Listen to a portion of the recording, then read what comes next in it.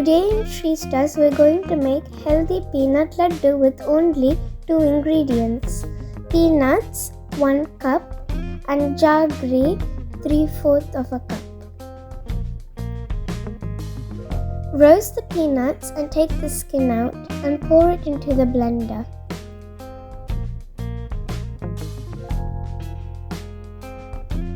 After that, add jaggery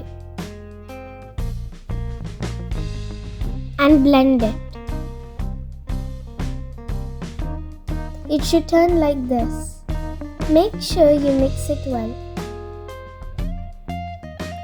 After mixing, make laddus like this.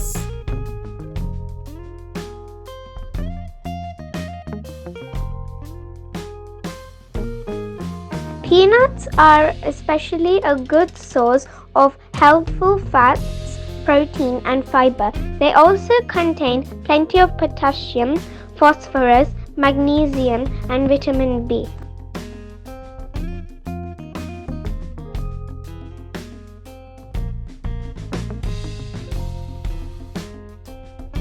Laddus are ready. If you enjoyed this video, please like, share and subscribe Shree Stars. Thank you for watching. Bye.